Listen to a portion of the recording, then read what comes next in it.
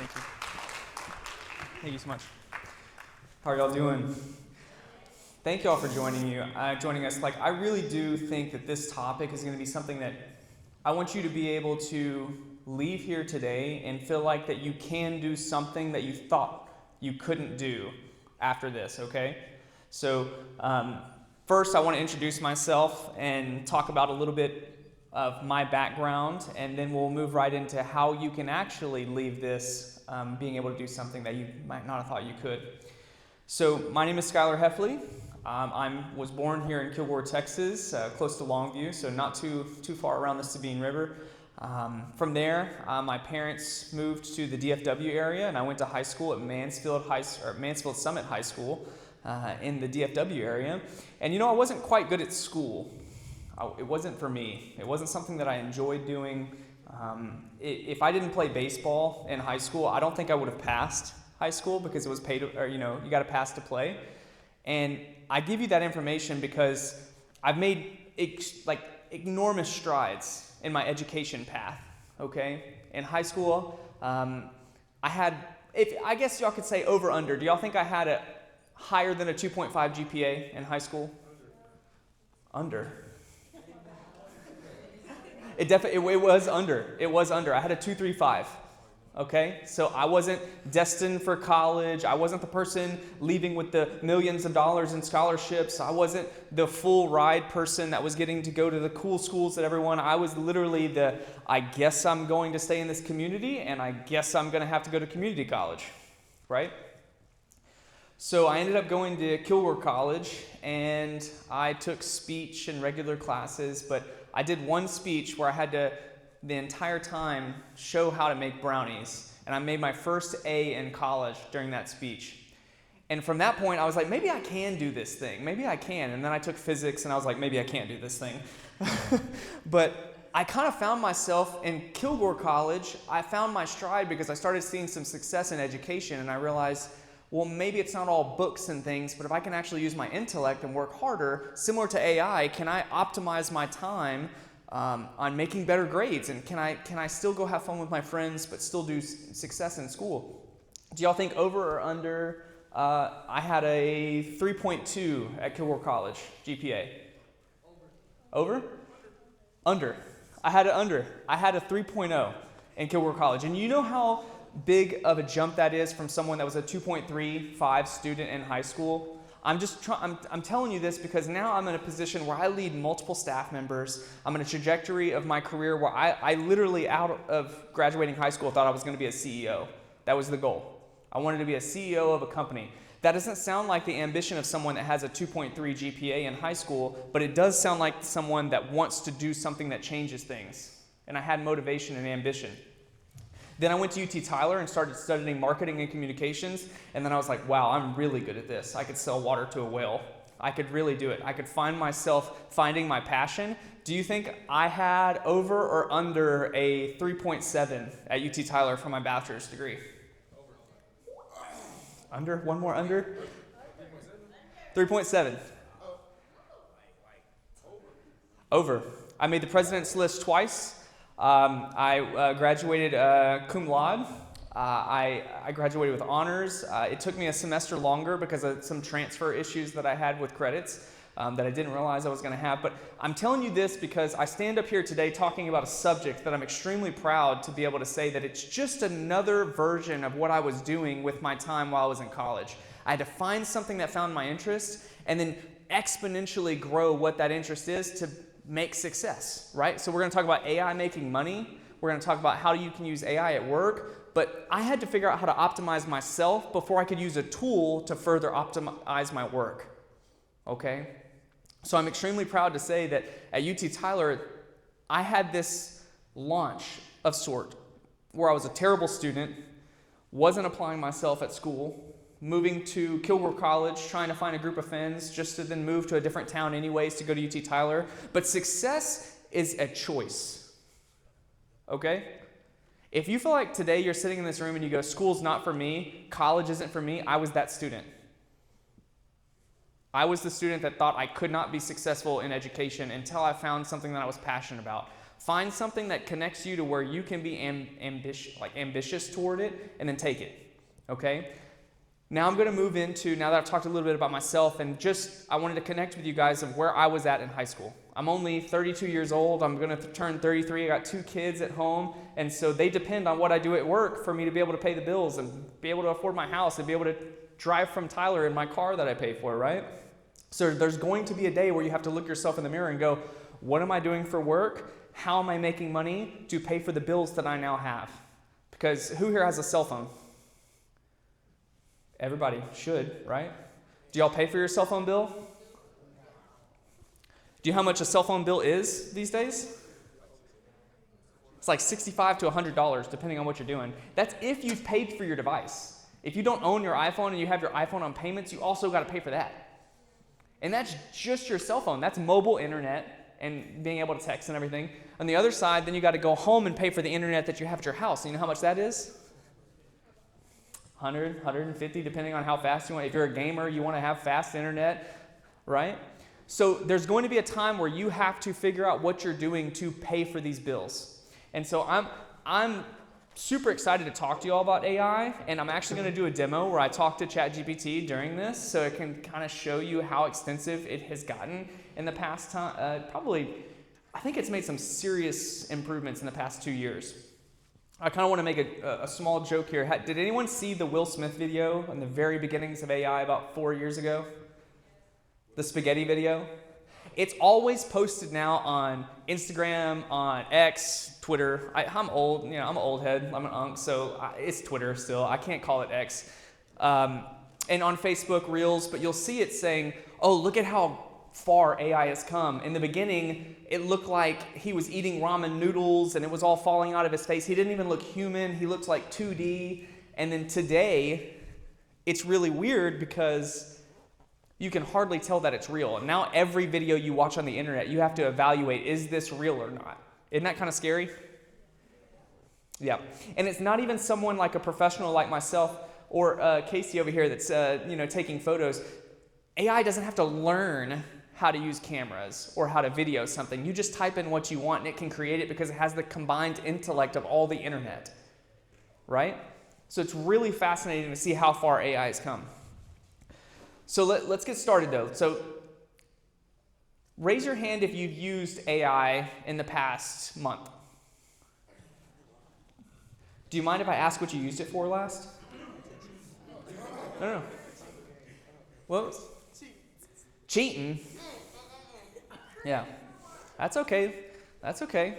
Do you know that when I use AI at work, they don't say I'm cheating? Amen, right? I'm not saying cheat in school using AI. That's not what I'm encouraging.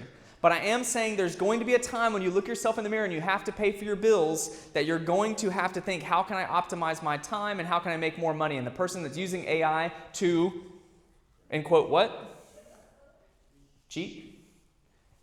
Right? Is going to be a couple steps ahead. I'm not encouraging cheating at school. I'm simply saying that using AI as a tool, similar to the calculator. There was a point when you were in middle school or in grade levels that using a calculator would have been considered cheating, right? When you were learning how to use math. Now it's simply a tool that you also have to learn sine, cosine, and tangent. Can y'all do sine, cosine, and tangent without a calculator? It's like, what is it? They call it the TI.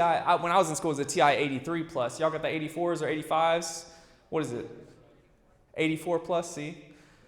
But it's a tool, and that's what AI is. So I'm glad that you said cheat because I think that's a topic that's going to be, as soon as you're out of high school and you get into college or you go to work, that cheat's going to kind of morph into something that I'm actually trying to do better work. Do you understand? Anybody else, when was the last time you used AI or what was you using it for? Yeah, tell me.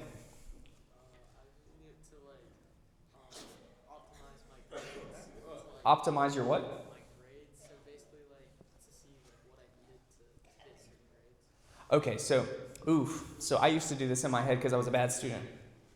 I would, because I hated homework, I would do all the math that I needed to know to what could the least amount of grade that I could get on the final to still make a C. Right? Y'all ever done that math? So are you telling me you put in your grades to see what you needed to work on to make sure that you passed all your classes? Kinda? Was it a little bit more optimistic than what I was doing? So you were probably putting things in like, where can I get better at, right? Okay. Anybody else have any other examples of how they use AI before I start talking about mine? Please. Yeah. Did they charge a deductible or a copay for that? No. So you got health like guidance or a little bit of consulting for free? Yes. Okay. How does she use it? To get the answers of what? To like grade y'all's stuff? Well, I'll tell you this. How about this? Before you try to, say anything about your teacher optimizing her time or cheating, right? All right, let me give you a little background there. My wife is a teacher, or she was a third grade teacher. Now she's a librarian. She's moving up. So we have a lot of books at the house. But there was a point when we were dating, before we had kids, that she would bring home stacks of paper this big. And she would have to grade all of these third graders, math, writing, drawing, science, and it would take her all night to go through every single kid and give them actual feedback on every single piece of paper. I'm not saying that your teacher is right or wrong for using AI to help her grade, but I am saying that I was married to a teacher that spent her evenings grading third grade students' math and giving actual feedback all night. I'm sure that your teacher also wants time with her, his or her family or their kids. And so what are they doing? It's not necessarily cheating, but they're optimizing their time so they can get back to doing what they love. When I first got hired at Longview ISD, I did one-on-ones with every single one of my staff members. And I said, hey, what is your job role responsibilities? What do you currently do? What are you passionate about? What did it take me when I got to UT Tyler before I started being successful? Brownies? My brownie presentation at Kilgore College, it got me into making A's for sure. But the main thing was I had to match passion and ambition into something. I was really good at sales and marketing, right? I could sell water to a well. Well, in that, you need to find what that is so you can connect passion. All right, so if you're using AI currently for normal tasks, like I really love the health example. That's something that I bet you have to think everybody views AI differently. And again, it's a tool, but it's not like a tool like a screwdriver where it only works with one type of screw, right? AI is only as good as you prompt it to be.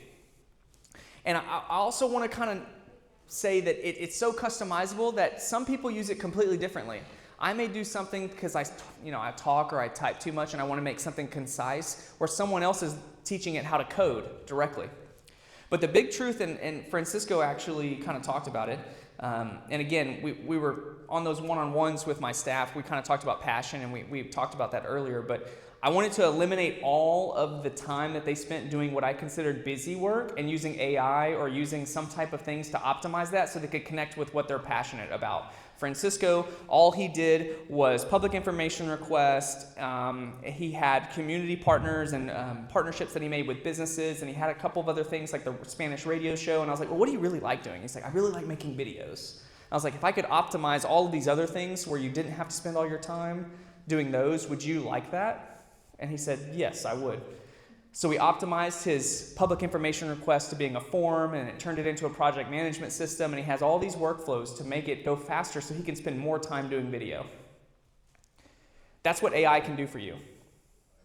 Take away the things that you don't want to spend time doing to increase the amount of time of what you want to do. But the big truth is that AI is not going to replace you. Okay? I can't say the same about robots. I don't know that for a fact.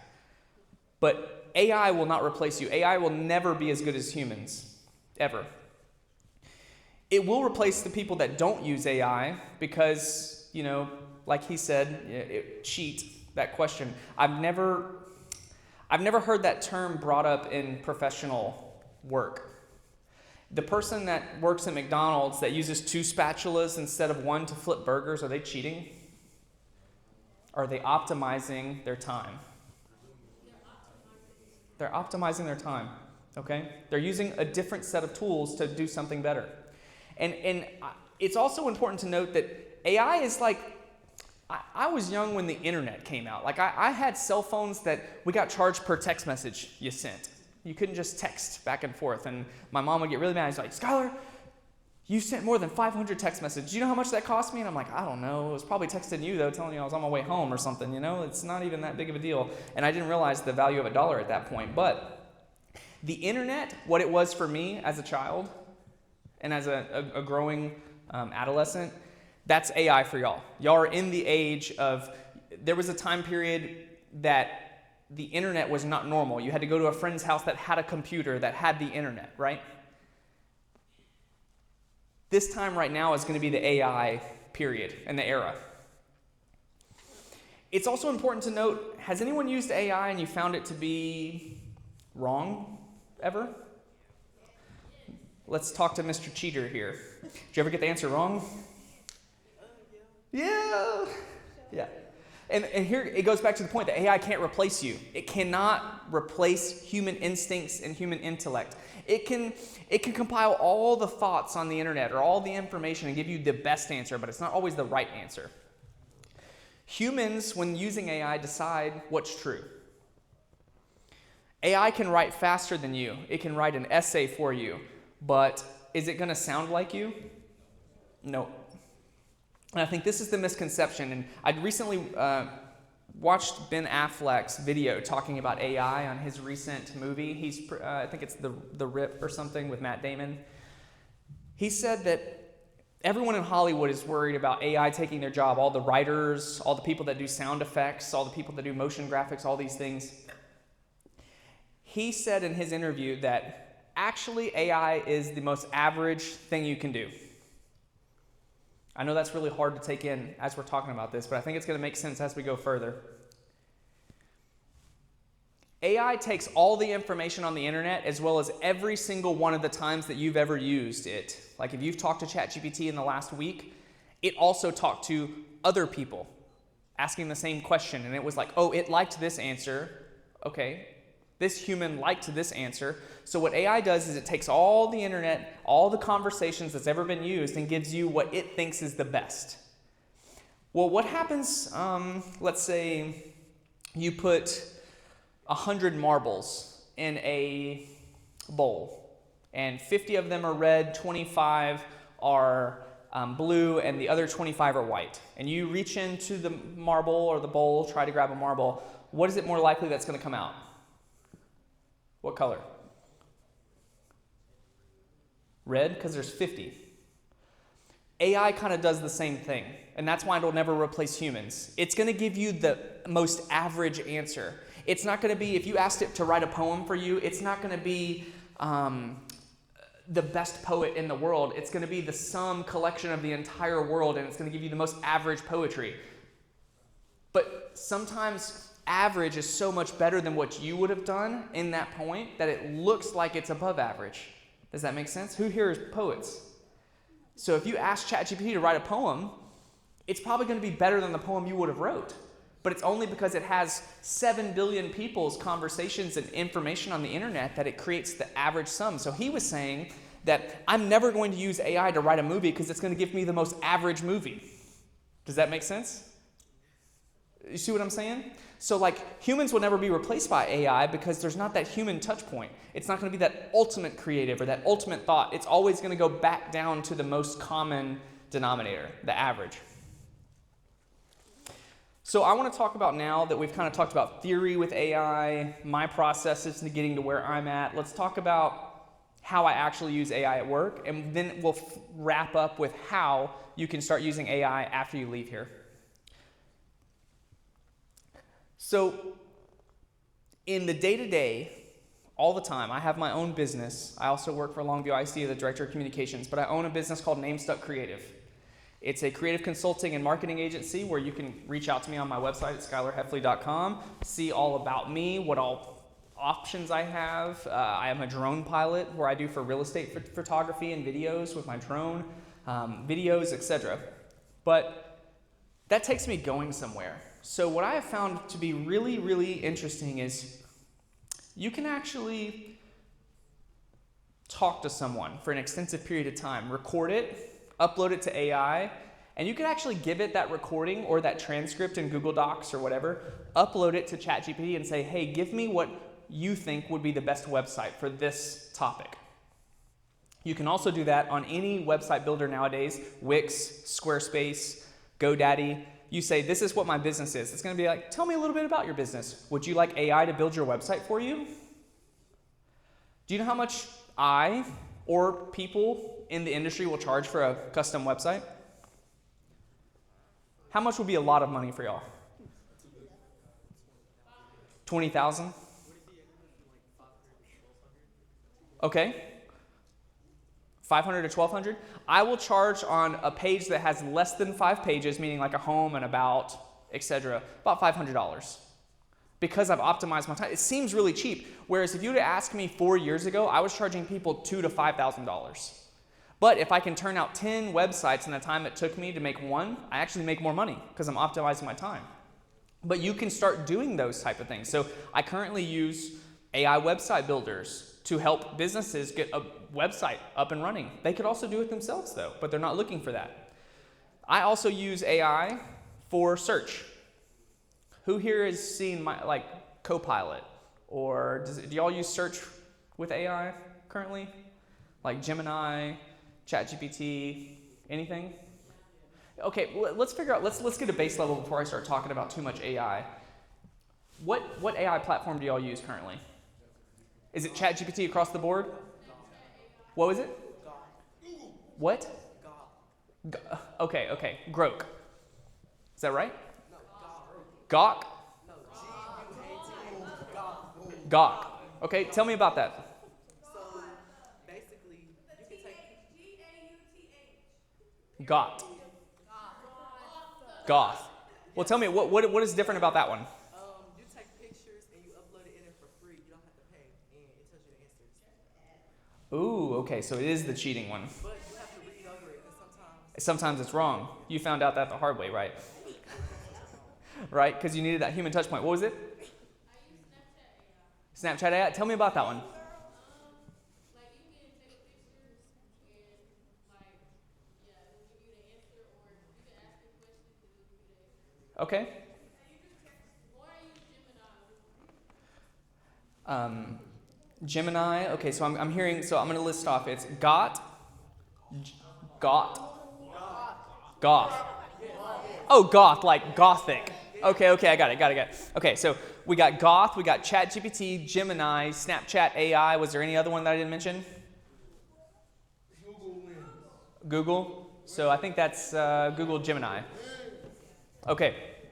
So now that I kind of know the platforms, I'll try to kind of talk about those specifically. So y'all are currently using the picture to answer things the most. Is that correct? Has anyone, we talked about one of the healthcare questions. Has anyone used AI for anything else? Because I don't know how many pictures to answers you can make money with. I've used it for relationship advice. Relationship advice? That's expensive, Like if you were to actually pay like a counselor for relationship, like that's expensive. So good for you. Anything else? Yes. I use it to help me customize HTML. Okay, so to code. Okay, good. I use it all the time. So one of the main things I'll use for coding for HTML is if I'm not getting the correct responsiveness, I'll be like, hey, can you look at this code and make sure that it's correctly responsive and it doesn't overlap any of the margins or whatever. So we'll talk about website stuff more. But I want you to kind of really, really think about this of how can you actually benefit your life beyond taking pictures and having it give you the answer. I don't know how many job descriptions that is out there that says, hey, I'm looking for someone that can take pictures and get answers. I do have job descriptions that talk about websites, photography. I do have job descriptions for electricians that need to, climb. When it was snowing outside, my brother's a lineman. The AI can't do that. So as you're starting to explore AI, let's talk about how we can make money using it. Google will give you the answer. ChatGPT will give you the answer. Snapchat AI will give you the answer. But is it helping you craft a resume? Not if you don't ask, right? So if you are using AI just to get the answer for right now, but not thinking about how am I going to be able to utilize this as a tool that makes me more money in the future, you are going to be behind on the people that will. And I'm about to get into really crazy subjects, but here's one. Who's getting ready for college? Did you know that you could go into ChatGPT to any of these AIs and say, explain FAFSA to me like I'm a freshman in high school and need to get prepared? Have you thought about that? You should. That's what I'm trying to say. My team will sit here and tell you, I get onto them all the time, because I say, you've got to stop being a consumer and start being a creator. We live in the creative environment where we're having to take photos, do videos, etc. But I don't like doom scrolling on TikTok consuming content. What I want to know is, as I'm watching TikTok or Reels, how can I recreate this lighting? How can I recreate that video? How did they make this? Dissecting it. And once you get onto that threshold, Francisco over here, me and him watch movie trailers together because we're like, oh, did you like that sound effects here? Did you like that sound? Ooh, look at how they connected the music to this. We've been recently watching the Michael Jackson biopic trailers and dissecting those from like production standpoint. But until you're utilizing AI like a creator and not a consumer, you are behind. I'm going to hire someone that uses AI as a creator, not as a consumer. A consumer needs the answer for the test. A creator is saying, how can you give me a study plan to better prepare for my test? Does that make sense? Yes. Switch it to long-term gain and not short-term gain. Okay? We currently use the AI on our Longview ISD website. So have you ever visited a website that's just terrible to try to get to what you're looking for? Have you ever used Google and asked it a question, and then it gives you 10 different websites, and then you have to go to each website to see if it's what you need? The difference between AI and why Google is going to eventually go away, it's not going to be a thing anymore, search. Google's not going to go away, but their searchability is because it's inefficient. I can ask ChatGPT the same answer, and it actually or same question, it gives me the answer, instead of giving me a list of places to try to find the answer. Google search right now is kind of like the library. The answer to that thing is down on row 12, blah, blah, blah, blah, blah. I should know. My librarian wife's going to kill me that I don't know the Dewey Decimal System. But it's down this row on historic fiction, and you can find it in there. Then you got to open a book, find the chapter. But ChatGPT gives it to you instantly, right? But on our website, we found that parents were struggling with finding anything. So we added a chatbot that's similar to ChatGPT where you could go on there and say, what's the dress code for Longview High School? Where can I get navigation to the Lobo Coliseum? What is the student policy regarding absences? So now they don't have to try to find on the website. That's actually in a real-time use. You could go to your high school's website right now and ask it any question. Okay? The next thing I use AI for really regularly at work is crisis communications. There was a time when I first started in communications at schools that if something happens on a school, let's say you're on a hold or a lockdown because there's a fight in the hallway or something is going on, someone has to send messaging out to parents saying, hey, this is what's going on. That would be our team, communications and community relations. There used to be where you would have a Google Doc or something where you would have every situation you could possibly think of, bomb threat, fight in the hallway, XYZ, and you would go find that, you would type in control find and try to find the messaging that you would want to use. But now we've simply built a GPT on ChatGPT that knows, we uploaded all of those situations to it, and it also is used by other school districts. So it's learning every single school district that uses it. But we can say, hey, this situation is going on. There's a fire at an elementary school. We would like to let parents know, and I need a text message, an email, and a phone call. Give me the scripts. It then gives it to us. We review it, make small changes, and we're able to get it out 10 times faster, easily 10 times faster. And as a parent, if something's going on with my child at daycare while there, I would appreciate the cheating on their end of them getting the information to me 10 times faster. So that's a way that we currently use it. It also calms us down because we don't feel like we have to be as prepared for the moment. We can lean on AI a little bit, but we always have to be prepared to review that information. Because sending something out that's incorrect is worse than 10 times fast. Oof, I don't want to admit this one, but I use AI to help me write significantly. I was a student. I told you I didn't do good in school, right? I was like 3 grade levels behind when I went from elementary to middle school, and they were really, really concerned about me with my grammar and spelling and all these things. So I had to really work on that. It's probably why I didn't do good in high school, and I got better the less I had to write in college. But I use AI to help me spark creativity. If I'm having to work on a billboard or something like a social ad or something that needs to capture attention, I'll use it to rewrite my headlines, to give me 5, 10 different versions to review. That way I can optimize my time of having to critically think. I know, here's my target audience, here's what I'm looking for, this is what I would like to say, and it'll give me 10 different options to choose from. Okay? Creator versus consumer. A consumer would say, can you make a graphic for me for this? And then just take whatever it gets. A creator's prompting it to do better. AI is always going to be as good as the prompt that you gave it. Do anyone watch Gary Vee videos?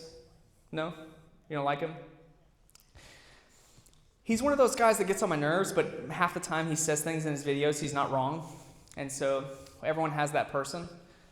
But he stated that he'll have 30-minute conversations with ChatGPT where it doesn't respond. It's just recording him the whole time. And he's saying, I want to do this for my business. I want to sell more wine. I want to open another location. I want to do this, this, this, this, this. He gives it all the context, and then it responds, and it knows all the information that he was asking. So what he's proving there is AI is only going to be as good as the prompt. So next time you use AI, I want you to prompt it before it gives you the answer and say, hey, I'm asking you for this, and you have a 180 IQ level. Cut it straight to me, give me the information that I want, but I want you to have the threshold that you're the top 20,000 people in the world on this topic. So when you ask for health advice, say, I want you to be the top 5% of doctors in the industry and give me your feedback on this. What does that do to, you remember the marbles theory? What did it do to all the white and blue marbles? There was only red, but I'm saying, if you tell it that I only want you to give me the answers that the top 5% of this industry would know, it eliminates all of the averages, the average responses. Does that make sense at all? Okay, so the next time you ask it a physics question, if you're taking a picture of your homework and you're trying to get the answer, because it looks like that's what we use Goth for, tell it that you are a professor in physics at Harvard. Does that make sense? Does that eliminate all the people that don't know physics? It certainly does. The more that you work, I try to tell everyone is, if it spends you 30 minutes writing a great prompt to use on AI, it's actually more efficient of your time to do so. If you just type in one sentence and ask AI for a question, it's giving you the most average answer back. But if you spend 30 minutes on making an effective prompt, it's going to give you a very comprehensive answer. So AI is only as good as the formula you give it. Okay? The next way at work, I use AI on a regular basis, and it's getting better and better, almost scarily better. But we edit our photos that we take on our cameras in Lightroom, Adobe Lightroom. It now has AI editing. I can say, oh, I really don't like this stand right here. I would like this gone. So I just draw a circle around the stand, and then it takes it out of the photo immediately. Oh, I don't like the color of this person's eyes. I would like to change the color of their eyes. It can get that granular. Oh, I don't like my skin complexion. I don't like that I have, a pimple right here from this morning, right? And I can go on Adobe and then say, I want that gone. And it says automatically erase, perfect, good, great, instantly. We use that all the time. The next thing that we use AI for photos currently, last year's graduation was my first graduation here at Longview ISD. And we were told that we wanted a photo of every single senior. And we wanted a photo of every single senior walking across the stage. That ended up being 3,000, 5,000 photos that we had to take because we were also taking pictures of the graduation ceremony, people in the stands, etc. The original timeline was, if we get these photos out in a week, that would be great. And I was like, absolutely not. The best time to get photos out, when you're on Snapchat or Instagram stories, when's the best time to put out the content or what you just did? From when you leave. It's that fast. So our team's saying, we'll get to the graduation photos in a week.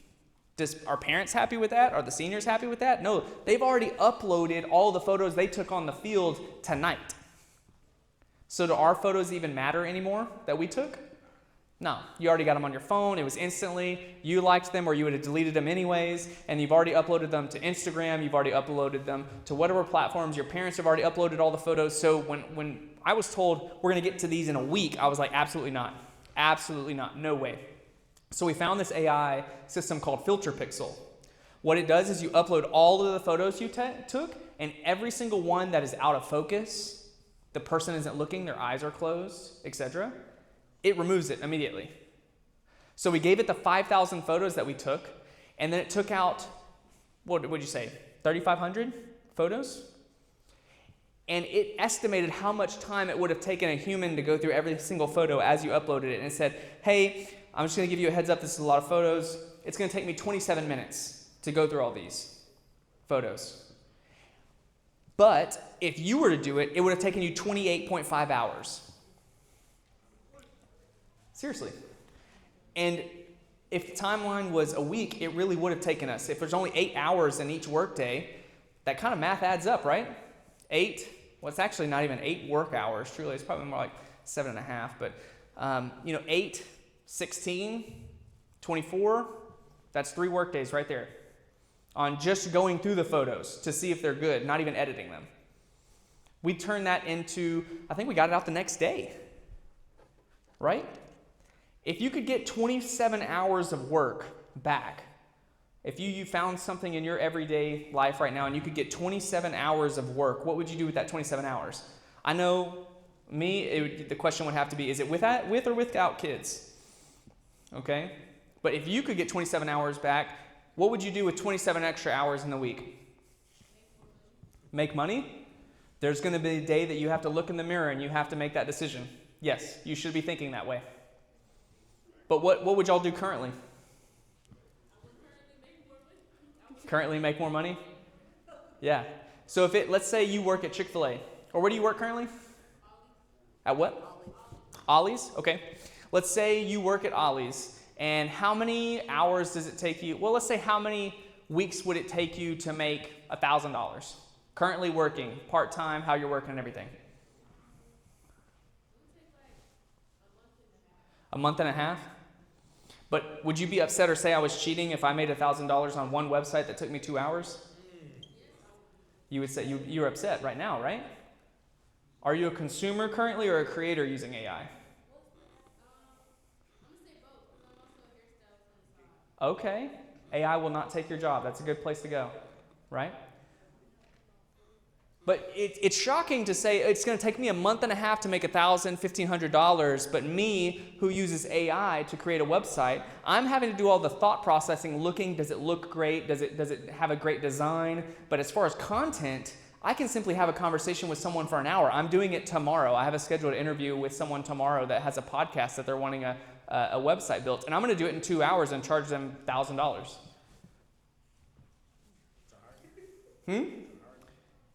Are you a consumer or are you a creator? You said you want to hire me. Or are you still taking photos on Goth and just getting answers? Okay. I'm not saying that you do or don't, but I'm saying until you make that switch to thinking I'm going to be a creator and not a consumer, I'm not going to just use AI to what gets me by of this one thing right here, and I start thinking, hey, Goth, can you, I want to go to med school and I want to go to this med school. Can you give me a plan of what I needed to start doing right now and how much money I need to save for tuition and which scholarships I need to apply for to go to med school at this school? Could you ask it that? Have you? Are you a consumer or a creator? Okay. The next thing that we use it for, well, actually, I'm going to rephrase that. The next thing we should be using on our team is this thing called distribution AI. Distribution AI allows us to upload our website, and then it scans our entire website, and it sees how we talk. So if it's on your website, it was obviously something that was approved, right? You're not going to put something on your website you don't like. It scans how we talk, how we, our tone, our tonality between our writing, and you can upload a thought, a picture, a document, a PDF, or whatever, and say, hey, I want this to be a Instagram carousel. I want this to be, give me the copy that's going to go on my Instagram story. Give me the blog that it's going to be about. Give me XYZ. I could literally go on Distribution AI, upload a podcast episode. I'm talking about this company that I'm working with tomorrow. They can literally upload their podcast episode. It scans the whole episode, does a transcript, and it says, here's your news article, here's your press release, here's your Twitter thread, here's your Facebook post talking about this episode. Instantly. You know, people charge for social media management. You could start right now. Who does social media regularly? You can charge businesses a lot of money to do their social media. And so something like Distribution AI will tell you what to post, when to post. And if content is king, we talked about graduation photos. If content is king, then distribution is the kingdom. Is the photo on your photo library anything until you share it? I personally don't really use social media because I don't like putting my kids on social media that much. But I'm saying in your instance, if you take a photo and you don't send it to your group chat or you don't post it on Instagram, do you get any likes or anything? So if content is king, the photo, then distribution is the kingdom. And people pay for that second piece. So I'm going to transition. Let me make sure I'm still on time here. I'm going to transition to making y'all money. Am I still good, Francisco? Good. Let's transition to what y'all can leave here and make money with, okay? And this is the part you care about. Did any of y'all like buying t-shirts, hoodies, stuff like that? Graphic tees. Did you know that you can print those single prints now? Really inexpensive. You can also have AI help you with the design. But one of the things that I think that you could do right now is you could design a t-shirt. You could upload the design to ChatGPT or whatever AI system, and you say, I want this on a black shirt. Show me what this image would look like on a black shirt. You upload that to a Shopify platform or a website or on Venmo, take it however you want it, create a Facebook and say, I'm selling these t-shirts, and I want to do a pre-order for these t-shirts. Every t-shirt costs $25, and it only costs me $10 to make. How many t-shirts do I need to make $100?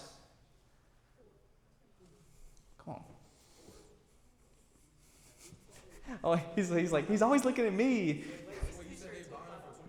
They're buying it for $25, and you make it for $10. So if you make $15 a shirt, profit. Roughly 7, a little bit more than 7. Do you think you could sell 7 t-shirts this weekend? Or could you also take that same concept and say, I have 5 t-shirt designs that I think would be really great. Okay, whether it says Colorado Springs, established, whatever it says, across the pines, whatever brand you want to make or whatever. You could upload all those designs and say, I want to sell these t-shirts on multiple colors. Could you give me a business plan and a website suggestion for how I can make money, $1,000 in the next 2 months? Could you do that? What do you mean, no? The whole time we've been talking about is that the AI is only as good as you ask. You could also say, only give me the opinions of the top entrepreneurs in the world. Does that eliminate the sum? You remember Ben Affleck was saying, I don't want the most average movie, I want the best movie. If you say, give me only the opinions of entrepreneurs that are successful, not the CEOs that lost their job for not making money, not the people that ran organizations into the dirt. You can actually tell it, I only want the opinions from the type of IQ or the type of person that would make great decisions and eliminate those average answers. You could currently right now go out to all the places, whether it be your barbershop, go on Google and look up all the businesses that don't have websites. You could do that. You could probably even ask ChatGPT, look at all the local businesses in this area that don't have websites and start emailing them right now. Or call them, say, hey, do you need a website? I only charge $500. And you can also ask ChatGPT how to make a website for $500. And it's going to tell you, go to GoDaddy, buy a domain, do this. And you $250 in profit. How many yeses can you get on the phone? Can you sell water to a well? Are you a creator or a consumer? Because that physics test or that biology test that you're taking a photo of to get the answer for is not going to make you money after you graduate. It's not. Unless you're a physicist and those guys don't cheat. Okay, what were you saying? All right, let's talk about, we talked about business planning. The next thing is, does anyone know multiple languages here? Do you really know Spanish? That's awesome. I wish I knew Spanish. My dad was adopted from Peru, so I didn't get any of the benefits of, my parents being Hispanic, because he was adopted at 2 months, so I didn't learn Spanish because he didn't know Spanish, right? But translations are something that is highly desirable. There's companies out there charging companies like us, like Longview ISD, thousands of dollars per month to take all their documents and translate them. Do you think that you could use AI to translate documents? Yep. You could also go to, let's say, churches that are not in your language per se, or organizations like taco shops or whatever. Do you need a website built? You could do that because you now have AI to help you translate. I don't know if you've seen the new iPhone update, but you can actually on your phone call someone and hit live translation. When you talk into the phone, it actually translates it for you to the other person on the other phone. That's crazy, right? That's the new iOS. There was another story that came in. We recently did this thing with FFA, and a student came in and said, oh, my dad does farming equipment. He does bids and everything. He tried ChatGPT for the first time, uploaded his bid to ChatGPT, and it gave him 10 different reasons why his bid was under. He's like, my dad's been struggling with all this harvesting of this and this and this, and it's costing him more than he's making. He uploaded his bid to ChatGPT, and it told him all the different ways he can make more money instantly. We talked about the gentleman that's doing HTML code. You can currently build websites using ChatGPT to help you with the code. This last one I want to talk about is actually really cool. There's this thing called Claudebot. Claude, like lobster, Claudebot. It's actually AI that you can put on the cheapest Mac. So the Mac Minis, it's like $499. They're called local AI agents. You can tell it like, hey, manage all my emails for me. And then you just buy a Mac Mini, you set it, and then you put it to sleep, it's still working. Seriously. I need an assistant with my own business because it's hard for me to manage all the people that are following up on the website to say, oh, I want this website or whatever. So sometimes I don't even get to them. But if I really wanted that, I could buy one for $500, install it into my kids' playroom, set it up with a monitor, install Claudebot, run all the code, ask ChatGPT how to set up a Claudebot on my computer, and have it answer all of my emails for me. Thank you so much for reaching out to Namestuck Creative. What can we do for you? Without me having to do anything. That's the next generation. You're going to start seeing AI agents on your device that don't need internet to operate soon. Like Claudebot. All right, so I'm going to challenge you for the rest of the way. We talked about you can do something to make money using AI leaving this room. Pick one weekly task. One weekly task. Studying, getting ready for college, something that's productive, something that is not serving a one-time request. And see if you can make AI do it 20 times faster. Or 20% faster. Anything would be saving you time, right? Think study guides, practice quizzes, if you need a new resume, what scholarships to look for, if you're struggling with your finances, with the part-time money that you're making, tell it budget. Hey, here's the bills that I currently have. Can you give me a budget with how much I make per hour and I work this amount of averages or average hours per month? You can get it to do that. Do it. From here, use some of the examples I said that you can make money, like Googling which businesses don't have websites. Think about how can I be a creator and not a consumer. And then I want to close with this because not enough people say it. Oof, I can channel my inner Nick Saban. AI is a multiplier, but people don't ever think of it as a divider. If AI can make you do things faster than ever before with topics that you know nothing about. I don't know Spanish, but I could give someone a Spanish graphic. Now, it's not going to be perfect because it doesn't have that human touch point, but lazy people with AI are still lazy. Curious people with AI multiplies curiosity. Okay? Intelligent people with AI become extremely intelligent. And driven people with AI multiplies results. And results make what after you graduate? Great job, great pay. So if you take AI from this presentation and you rethink how you're using it right now, because all of you said you're using it. If you rethink how you're using it, you will start working smarter, learning faster, and potentially, if you really, really connect your ambition with what you're passionate about and use AI to multiply your time, you can make money. And that's all I have. Thank y'all.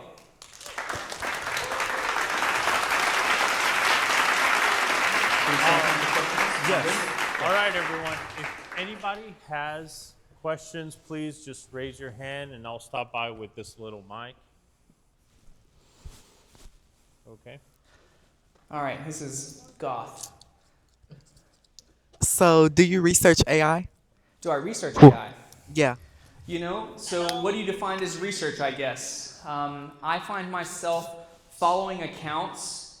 I follow accounts on X and on Instagram that constantly talk about utilizing AI at work, for work, and how to optimize my time as a creative. So if you define researching as going onto the library and reading or looking up the latest news articles on AI, I don't really do research, but I am consuming. My doom scrolling is about how can I make more money. I don't watch funny videos of people, doing things. I don't doom scroll on things that don't serve me. I doom scroll on things, my algorithm knows, like, if it's not potentially going to impact me as like a person or optimize my time, I'm not interested in that content. I'm wasting my time. I'm filling up time of the day scrolling Instagram. It's going to serve me things that are telling me, here's the new thing on Apple's software. Here's the new thing that's going on in AI. So you are what you consume. Does that make sense? So I don't research. I want to formally say I do not research AI, but the content that I take in is based on AI and marketing creative. Research sounds scary, Sounds like you're going into like a layer to like do stuff, and it's just, you are what you. If you go on Instagram right now and you only see funny videos, you're researching funny. Better be a comedian. What's your opinion on AI in the animation and art industry? Ooh, okay, Ben Affleck. Remember I talked about that Ben Affleck interview? He thinks that AI and animation and movie screenwriting and everything will become a thing, okay? But the ultimate great animators, will have, how can I say this? Does anyone know who Rick Rubin is? No. You do? You know who Rick? Okay, you're my guy already. All right, so you know how Rick Rubin goes, I don't get paid to play music, I get paid for my taste in music? Okay, the ultimate great animators will know how to animate great movies, animate great TV shows, etc., but the ones that are going to separate the AI designers are going to be the ones that have the taste for greatness. They know what a great aesthetic is. When I think of great animation, I think of the Miles Morales Spider-Man stuff. Someone with some talent had to do that, whether they used AI to help them put that together, but it ultimately took someone, how can I have this in a Marvel universe that feels authentic to magazines? Do you see what I'm saying? So I think it will be in the industry, but the people that are going to separate themselves are who has a taste for what is aesthetically great and what an audience will want. AI doesn't know what the human wants. It knows what the average human wants. Does that make sense? Not the greatest. Anyone else? Another question? I was looking forward to you saying something, because I was really, really happy with that answer. You're like one of the better responses. I just have a question for those like going into college. Like, how would you recommend us to utilize AI for like future studies and stuff? Because I've seen a lot of people online who've been accused of like using AI to write a college essay or something, and then they didn't. But just what would your advice would that be? Yeah. So in your example of people utilizing AI for essays, right? It's hard for me because I'm a terrible writer. To me, I would try to optimize my time with AI in college, for preparing for college. So what I didn't do is I didn't have good study habits in high school. I didn't have good study habits in community college. I had great study habits at UT Tyler. So I would figure out, how can I use AI to set me up for success but not to cheat? Okay? You're cheating yourself by cheating at the college level, by letting it write your essays, taking pictures on Goth and giving it the answer, because you're not learning, you're learning to be a consumer. You're not being a creator. The top 10% of the people of whatever you're trying to do are not using AI to cheat. They're using AI to make them better. So I guess my end answer is if I was to go to college and redo it in today's generation, I would do talk to text as much as possible. I didn't get to demo it, but I have ChatGPT right here. Here, let me see. I would talk like this to ChatGPT. Hey, I'm on stage doing a presentation to high school students, and one of the students asked, how would you use AI to prepare in this generation as a senior getting ready for college? What would you use AI for? I love that question. I tell them, think of AI as your all-star assistant. First, college essays. AI tools can help brainstorm ideas or polish your drafts. No robot's writing it for you, but a great editor. Next, AI can help you discover scholarships. There are tools that can match you to opportunities you never knew existed. And if you're stuck on a tough math problem at midnight, AI-powered learning platforms can explain concepts in a pinch. Basically, it's like having a wise, never-sleeping sidekick who's really good at prep work. Thank you so much. Does that answer your question better than I did? But what is it trying to do? What is it telling you to do? Yes, it's trying to make, you've got to remember this. If you don't take one thing away from this, I've got to, moving forward, after this moment, I want every single person in the audience to go, I am not a consumer. I'm a creator. I'm not a consumer, I'm a creator. A creator can be the person that's learning how to cut hair. They could be on their phone looking at the best new barbering techniques. They can ask ChatGPT, look at this photo of this fade I just did. Is it match up to par with the best barbers? What do I need to work on? If you are not becoming a creator every day, you're going to be a consumer, and that turns into not getting great wages, not being able to afford bills. Consumers do not win in the workplace. So you can ask ChatGPT those same type of questions using your voice. On my way home, if I say, hey, I'm struggling with this at work, can you give me any type of suggestions that would make this better? And then email it to me. It will do that. It's an assistant. Go ahead. All right, we have another question here. Okay, so personally, I do not use AI. I'm very against it. Okay. But I had this one friend who was very on par with my intelligence. I'm pretty smart. They began using AI and fell victim to becoming lazy. You say that, oh, well, this is not a direct quote, the intelligent can become more intelligent with AI. Well, I do not think that is true. Is there anything you can say that could possibly change my mind and my stance? Ooh, this is like, I even like how that question was worded. So like change my mind, you know. So again, I think a lazy person using AI, whether they're intelligent or not, are still going to continue to have lazy habits. So what you use AI for as a lazy person may start as, hey, can you give me the answer to this question? And then it bleeds into, hey, can you write this essay for me? And then it bleeds into, I don't want to apply for the colleges I would like to go to, but can you write my college entrance applications for me? And then it bleeds into, once I'm in college, can you do this work for me? Hey, can you set reminders for me when I need to do this work? So I wouldn't consider the person using AI to be more intelligent specifically, and that I don't think it increases laziness. I think that you are the habits that you are on an everyday basis. My team right here will tell you that I'm like kind of a psycho when it comes to work, to be honest. I love work. It's one of the best things I'm at. But I use AI on an everyday basis, and these two right here will tell you that I'm an absolute opposite of lazy. I promise you. Like, I don't know how to explain it, but I will work you until you don't want to work anymore, and then you'll be excited because of how much better you are the next day. So your habits with AI will then create the type of mentality you have towards work. If you want to be the greatest, whether you want to be a surgeon or whatever, the greatest surgeon, even though they're extremely smart and got into the better school, the person that wants to outwork them and has that natural drive of competition in them is not going to use AI to lose. They're going to use AI to win, and that ultimately decides the difference between great people and average people. So if you're using AI and you're feeling the lack of the need for success, then it's probably going to boil down to becoming lazy with AI. But again, what are you looking at on social media? To me, if I'm only looking up stuff that optimizes my time, I don't think that's lazy. I'm actually doing more research than you. I'm putting in more time. But if you're using your time to consume things that aren't beneficial for you, then it's going to extenuate that. Does that make sense? So, but you're not watching funny videos and like fight videos and things like that, right? Not that much, right? So to me, your argument here is, or your debate, is that how can you prove to me that it doesn't create someone to be lazy using AI? Well, I think the person that's consuming the most research or stuff on the internet that's positive for their actual work or their passion or whatever is going to use AI in a different way than the person that's doom scrolling, getting poor content, and then telling AI to solve their inadequacies. Because if I'm watching fight videos, then I say, oh no, my physics homework is due, I'm going to go to AI and become lazy.